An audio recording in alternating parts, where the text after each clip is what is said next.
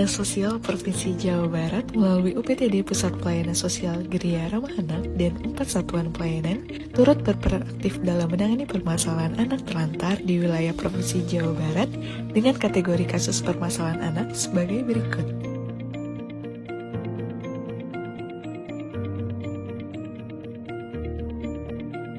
Dalam hal ini, UPTD PPSGRA dan Satpol melakukan pemenuhan kebutuhan dasar bagi 345 anak asuh yang berasal dari 27 kabupaten kota di Jawa Barat meliputi sandang, pangan, papan, pendidikan, dan kesehatan. Sebagai bentuk komitmen dalam memberikan pelayanan yang profesional, UPTD PPSGRA dan Satuan Pelayanan memberikan program pelayanan kesejahteraan sosial meliputi bimbingan fisik, bimbingan psikososial, bimbingan sosial, bimbingan spiritual, bimbingan keterampilan, serta bimbingan belajar bagi seluruh anak asuh. Dalam rangka mengoptimalkan pemenuhan kebutuhan dasar dan pemberian pelayanan sosial terhadap anak asuh, UPTD PPSGRA dan Satuan Pelayanan melakukan kolaborasi dengan berbagai pihak terkait. Di antaranya yaitu Disdik Jabar, SNES Jabar, Rumah Amal Salman, Puskesmas atau rumah sakit, Sentra Handayani Kemensos, Disduk Capil Jabar, kepolisian setempat, dan lain-lain.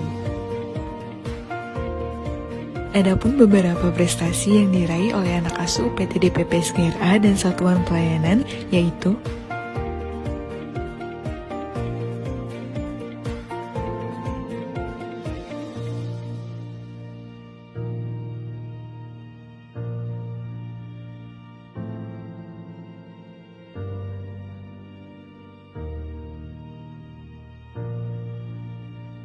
Selain itu, terdapat anak asuh yang telah menyelesaikan pendidikan dan terminasi pelayanan sosial, melanjutkan ke jenjang perguruan tinggi melalui jalur SNMPTN, SPAN PTKIN, dan jalur mandiri.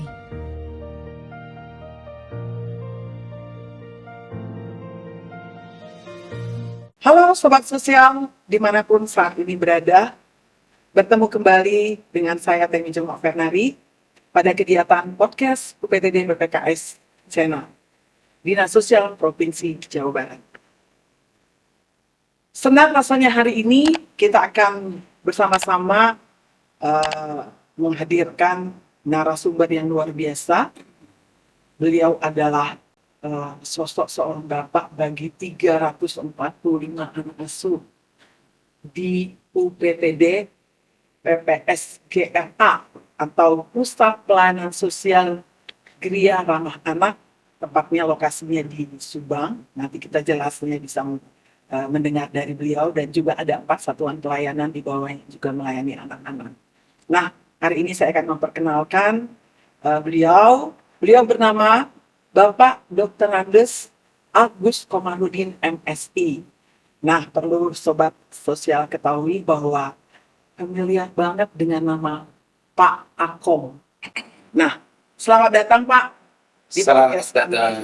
Sehat selalu Pak? Alhamdulillah sehat teh. Luar biasa. Teteh aja ya. Iya, teteh dong.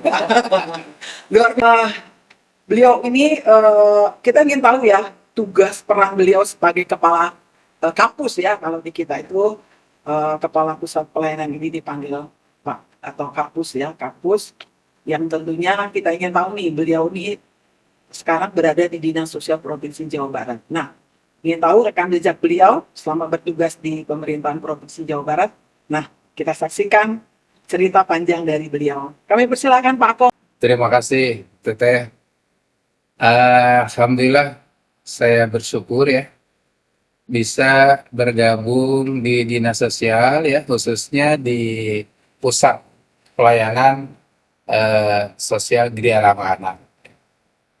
Dulu mungkin 5 tahun yang lalu itu namanya Panti Rehabilitasi Sosial, karena memang dari pimpinan menyatakan untuk lebih bahasanya lebih enak gitu ya, maka kalau konotasinya panti kan katanya kurang bagus itu ya, maka sekarang diubah menjadi Geria Ramah Anak.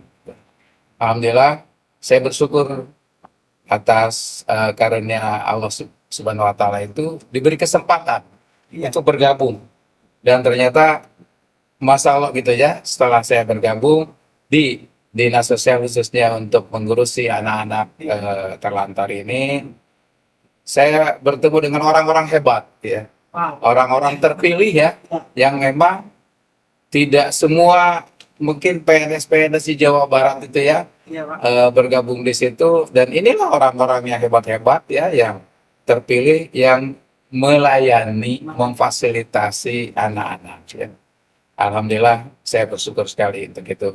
Sementara itu Teh.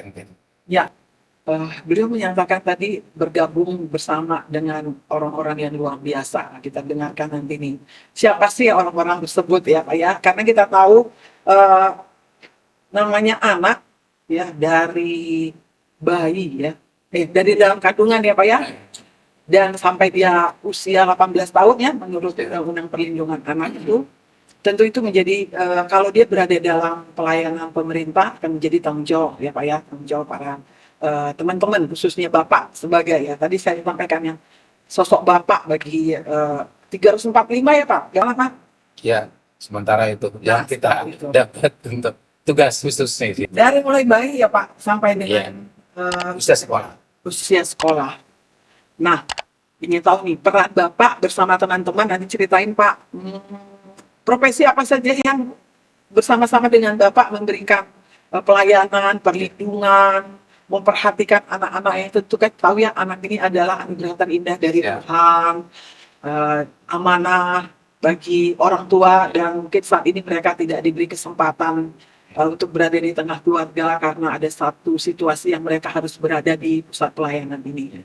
Jadi karena kita adalah sebagai pelaksana teknis pun di bidang rehabilitasi sosial untuk anak-anak. Pertama bahwa kita punya UPTD PPSGRA gitu ya, punya 5 tempat Ya. untuk rehabilitasi anak ini. Pertama memang pusatnya itu di Subang, di daerah Pagaden.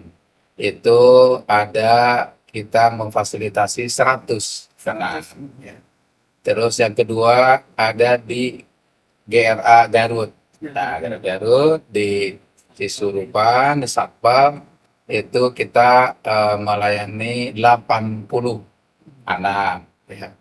Terus yang ada di Bogor, ya, di daerah Bogor, GRA Bogor, itu memfasilitasi 60 anak. Ya.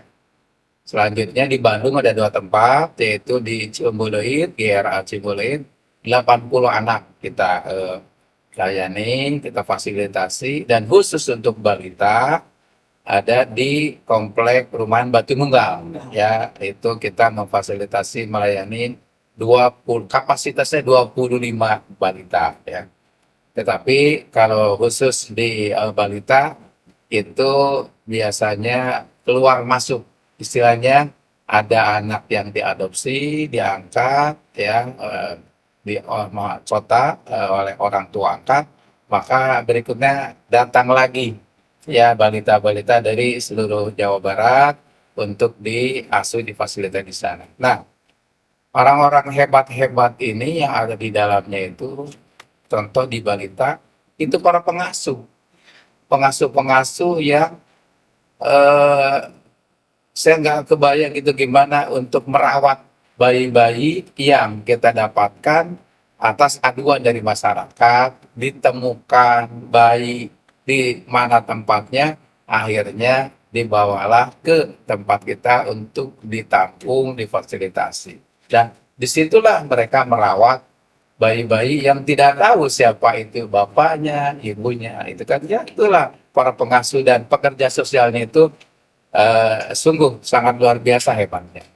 Terus kalau kita lihat seperti di untuk yang satpel lain, ya khususnya di Subang misalkan, sangat beragam keterlantarannya. Bukan hanya duafa atau fakir miskin, tetapi juga ada anak yang karena kekerasan seksual, anak yang memang korban penculikan, ada anak yang bapak ibunya yang paling banyak adalah ibunya ODGJ gitu kan ya, dan anak-anak yang keterlantaran lainnya sangat beragam di Subang. Nah, itu memerlukan kesabaran gitu ya, keikhlasan yang begitu hebat untuk 100 orang ya anak di sana dengan berlatar belakang keterlantarannya diasuh, dibina, dibimbing dengan ya segala macam karakter. Maka saya suka sampaikan ke teman-teman di OPTD atau di Satpol, Bapak Ibu adalah orang-orang hebat, orang-orang terpilih ya yang mau membimbing ya dengan keikhlasannya di luar anak kandung Bapak Ibu itu. Subhanallah gitu kan. Nah, orang-orang itulah ada peksos, ada penyuluh, ada tim psikologi, ada perawat gitu ya, ada yang tidak kita bisa sepelekan juga adalah yang di dapur Ya, ya, yang masak, ada CS juga, satpam, semua orang-orang hebat-hebat yang berinteraksi setiap hari dengan anak-anak yang berlatar belakang beda-beda. Kayaknya. Masya Allah, itulah mungkin ya Teh, kita bisa menyampaikan bahwa saya bersyukur bisa bersama-sama orang-orang hebat itu untuk menyiapkan anak. Saya suka membayangkan 20 tahun kemudian anak itu akan menjadi apa. Nah, gitu ya. Dengan kekuatan dari pekerja-pekerja sosial dan sosial dengan kereta perangkat lainnya, saya yakin mereka insya Allah akan sukses. Itu ya, sementara. luar biasa ya cerita Pak Kom ya mengenai situasi ya di PPS GRA ini bersama satuan pelayanannya dari mulai mengurus anak bayi sampai mereka menyelesaikan usia pendidikannya ya berada di pusat pelayanan ini. Tentunya Pak, masyarakat juga ingin tahu Pak. Tadi Bapak sudah bercerita banyak. Pelayanan-pelayanan apa saja sih yang diterima oleh anak-anak ini yang diberikan oleh pemerintah melalui PTD PPS GLA?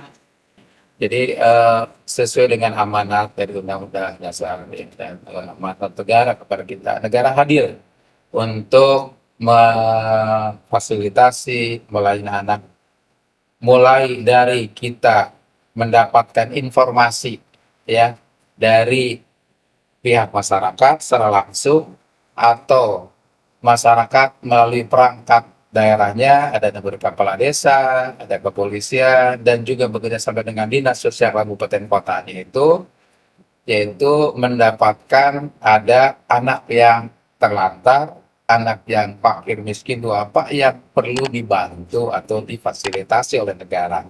Nah, setelah kita mendapatkan eh, informasi itu, maka tim dari kami akan datang untuk visit, kunjungan, melihat secara langsung faktualnya seperti apa kondisi anak dan keterlantarannya.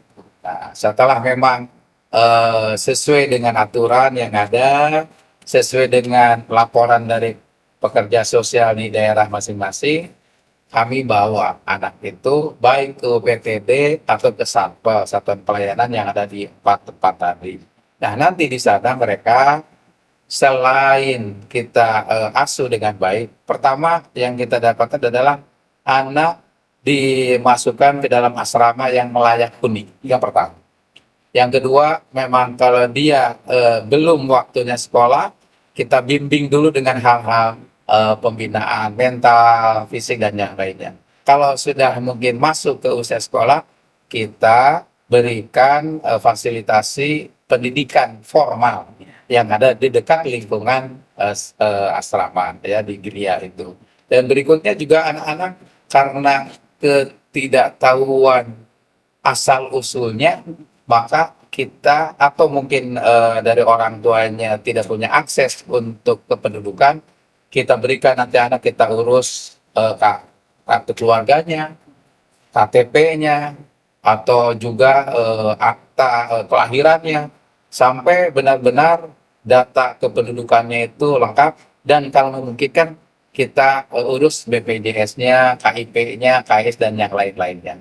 Setelah itu mereka untuk makan, sandang, lain-lain, insya Allah kita terfasilitasi semua. Jadi anak-anak di dalam Gria itu insya Allah terfasilitasi makannya, sandangnya, ya, untuk sekolahnya, akses kependudukannya, akses sekolah, dan juga nanti setelah dia masuk ke kelas 12 dan akan pemutusan hampir selesai pembinaan, kita juga akan mendorong apakah anak akan kuliah, apakah anak akan ikut pelatihan atau keterampilan, atau mungkin akan bekerja. Nah, kita pun membantu mereka untuk mendapatkan akses itu. Jadi, setelah mereka masuk ke dalam itu, kita bina bertahun-tahun, kita pun insya Allah menyiapkan data-data kependudukannya lengkap, ijazahnya, dan kita juga bantu untuk akses mereka, apakah akan kuliah, akan bekerja, atau yang lain.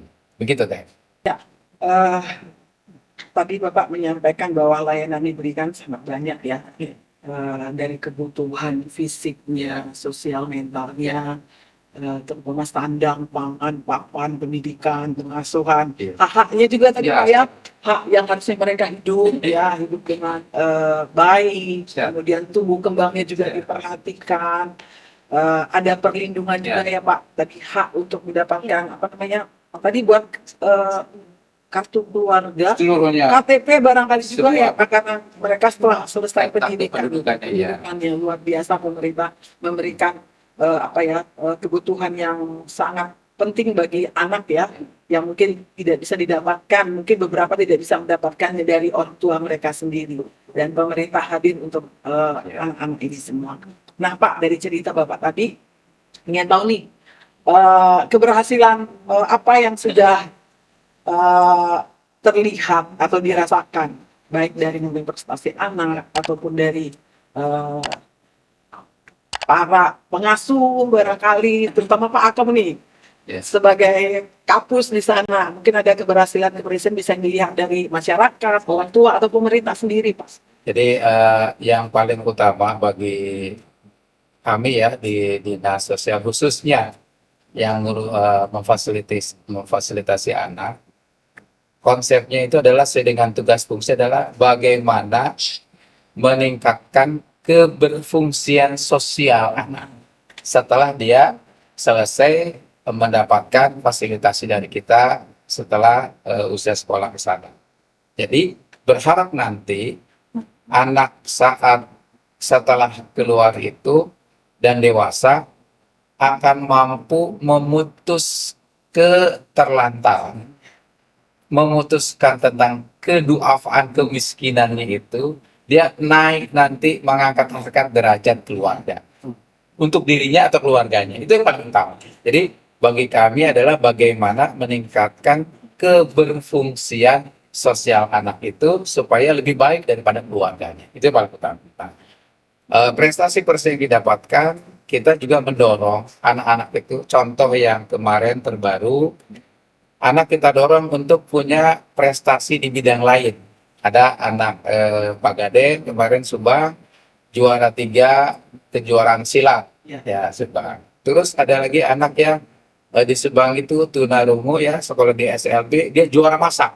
Dia keterampilan masaknya bagus, ya kan? Terus ada anak yang dari Garut prestasi silat dan lainnya. Dan yang kemarin beberapa di Subang itu anak yang kelas 12 mau lulus itu sudah diminta bekerja di tempat kemarin PKL. Nah, itu berarti kan pembinaan dari geria, dari sekolah itu alhamdulillah bisa. Nah, prestasi-prestasi itulah yang kita membanggakan supaya tadi anak saat lulus itu naik grade-nya itu untuk mengangkat harkat derajat keluarganya tadi. Dan mudah-mudahan ke depan itu setelah terfasilitasi, konsep kami begini kemarin itu. Nah, ini ijazah kamu, ijazah sekolah SMA. Nah, ini KTP kamu, ini kakak kamu, ini BPJS kamu, ini data kependudukan. Silakan kamu sekarang masuk ke dunia nyata untuk bekerja, untuk nanti kuliah atau berkeluarga. Kami GRA sudah memfasilitasi kamu sekolah, pendidikan mental, pendidikan fisik, dan administratif kenegaraan. So, silahkan kamu jalan, silahkan kamu insya Allah bermanfaat untuk keluarga. Itu kita prestasi dari situ. Sering bilang ini ya, so kamu menentukan nasib kamu sendiri gitu. Tapi kami memfasilitasi itu istilahnya modal dasar untuk anak itu bisa ngangkat harkat derajat dunia apa tadi bekal ijazah minimal SMA SMK dan kelengkapan administratif kependudukan ya, karena akses apapun juga nanti anak itu akan ditanya mana akte kamu, mana KTP kamu, mana kakak, ini semua sudah ada lengkap. Nah, itu yang sudah kami berikan kepada prestasi dari situ. Sering bilang ini ya, so kamu menentukan nasib kamu sendiri gitu. Begitu kan? Ya, istilahnya anak itu benar-benar sudah dipersiapkan untuk bisa mandiri, Iya, gitu. untuk bisa kembali ke dunia nyata yang tentunya di dunia ini banyak hal yang tentu dia harus belajar bersaing ya Pak ya. Iya. Harus ada mungkin ya kadang mungkin harus sikut-sikutan gitu ya. Namun Minimal kita kasih modal dasar, Modal dasar. untuk dia bisa hidup. Ya. oke. Nah Pak, dari apa yang kita dengar tadi, cerita Bapak sudah diberikan modal untuk anak-anak mempunyai kepercayaan diri ya, Ya. untuk bisa bersaing dengan dunia di luar, karena mereka mungkin ada yang lebih dari 3 tahun kali ada tuh, minimal berapa tahun sih anak yang paling ini Pak? Minimal 3 tahun lah. Misalkan masuk SMP kan ke SMA 3 tahun. Tapi tidak sedikit juga anak yang dari sejak usia sekolah SD kelas 1. Berarti kalau sini 12 tahun. Nah. Banyak itu yang ada. Nah, di situ kan mereka Iya. sudah dipersiapkan. Nah, disitulah mereka belajar Iya. apa ya, diuji apakah mereka siap gitu ya, Siap, tuh. untuk bisa kembali ke dunia nyata yang selama ini mungkin masih diberikan di fasilitas itu, makannya, minumnya, sekolahnya, Iya. bajunya. Nanti untuk kedepannya mereka akan berusaha sendiri untuk Ya. ya barangkali kedepannya nanti mereka tidak ingin hanya hidup sendiri gitu ya Pak ya, mereka berumah tangga, Iya. dia belajar Betul. untuk tidak nanti memiliki anak seperti mereka yang harus tinggal di pusat pelayanan. Mungkin harapan kita di situ ya Pak ya. Ya. Apakah ada orang tua Pak? Tentunya selama anak di sana, beberapa anak itu punya orang tua atau Iya. keluarga yang terdekat, keluarga inti, paman, bibi atau saudaranya yang datang berkunjung dan melihat keberhasilan yang sudah mungkin jauh berbeda dengan apa yang mereka berikan waktu awal datang ke panti. Bisa cerita nggak? Jadi gini, memang ada kondisi anak yang pertama tidak memiliki satupun keluarga. Itu ada. Nah, Kenapa? Anak itu kita dapatkan dari laporan kepolisian, dinas sosial atau desa gitu, yang tidak tahu itu dari mana asal-usul. Itu yang pertama. Yang kedua, dia adalah anak yang masih memiliki keluarga, bapak ibu, tapi misalkan sebelah, Ya. apakah bapaknya atau ibunya. Yang kedua adalah masih punya bapak ibu, tapi dalam kondisi duafa, kemiskinan itu. Nah, hak anak untuk masih bisa bertemu dengan keluarganya, masih kita berikan. Iya. Minimal setahun itu adalah 2 kali, saat libur sekolah atau libur Idul Fitri. Mereka kasih hak minimal antara 5 sampai 10 hari untuk pulang dulu ke lingkungannya masing-masing, ya. Dan mereka di sana itu untuk bersosialisasi juga dengan lingkungan keluarganya. Ada juga memang yang datang untuk berkunjung, ya, dan mereka sangat bersyukur. Contoh maaf ya, misalkan di Bogor, anak itu dapatnya dari pasar yang anak itu bebas kehidupannya tanpa ada aturan segala macam. Kembar, kalau salah Rahman Rahim sama Hasan Hussein sangat liar sebelum masuk ke Gria. Tetapi setelah dibimbing, dibina, dikasih edukasi pendidikan yang lain, alhamdulillah anak itu pas saat datang awal, karena di sana ada kolam langsung kejebur di kolam ikan itu ya. Tapi lama kelamaan dibimbing oleh Peksos, oleh penyuluh dan yang lain-lain, akhirnya sekarang dia bisa lebih disiplin, tertib, dan bisa mandi itu dengan dan bisa sekolah di tempat SD negeri di lingkungan situ. Jadi kebanyakan anak setelah masuk ke gereja itu lebih segar, ya, mungkin lebih kecantikannya lebih terlihat, terus anak laki-laki lebih ketapatnya lebih karena Pak terurus gitu dengan Terus, baik ya. Saatnya belum itu. Nah, alhamdulillah orang tua dan lingkungan serta kepala desa misalkan di beberapa tempat ya berterima kasih karena memang sudah membantu ya keluarga dari keluarganya untuk anak-anak itu bisa terfasilitasi pendidikannya, kesehatannya, dan macam. Sampai kalau kesehatan itu Bu, sampai anak itu sembuh, kita fasilitas. Ya, kita misalkan ada anak yang kena TB itu ya, kan harus 6 bulan. Ya udah kita fasilitas semua dengan BPJS-nya, dengan apa anggaran segala macam. Seperti tadi tuh Ibu ya, Ibu Gurna itu dari balita, kita kerjasama dengan Rumah Sakit Al-Ihsan untuk supaya anak itu sembuh. Alhamdulillah bersyukur gitu ya, orang tua itu melihat perkembangan anak-anak. Seperti itu kan.